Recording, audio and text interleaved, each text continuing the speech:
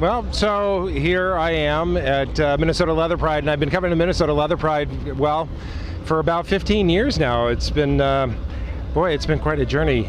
I came into the Twin Cities leather scene in about, well, I suppose 98 or so, about 98. And at that time, gosh, Leather Pride was sort of a bar night, and there were a couple of groups that got together and sort of did it, and then Sam Carlisle started to take it over and organize the bar night. And I think sometimes it was at the townhouse, sometimes it was at the saloon, but once the Aetons were going to do their 30th anniversary, Sam got kind of overwhelmed with stuff to do.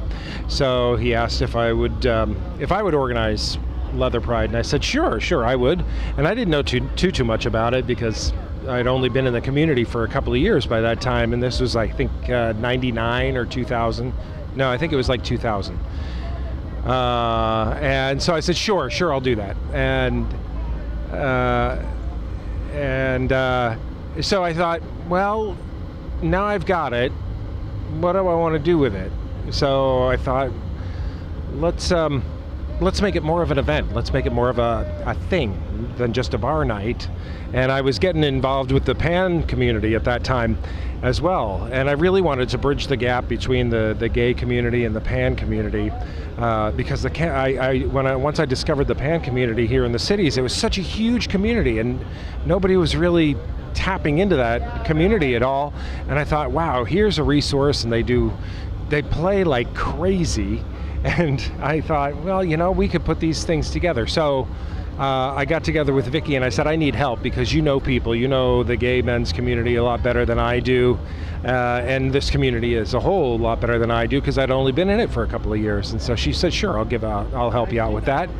And so I said, okay, well, what do we want to do with this? I would love to see it be 2 or 3 or 4 days of activities and workshops and things like that, and really bring in the pan community. And so she said, sure, and so that's what we did.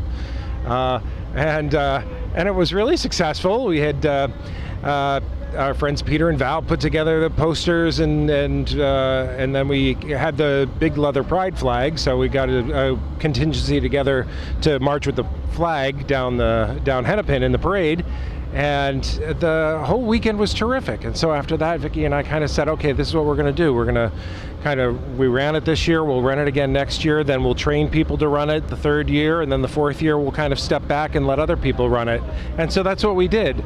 And now look at it. It's kind of amazing. It's gone from, 3 or 4 days to well, went up to 9 and then 14 days, and this year was a little light, but it's going to bounce right back, and it just keeps going on and on and on. And now it's its own organization. It's got it's all inclusive of all the clubs around and the GDIs, and now it's starting to do things year round, and it's really become something beyond what we even envisioned for bringing this community together and really having keeping a very united community, and I'm so grateful for that.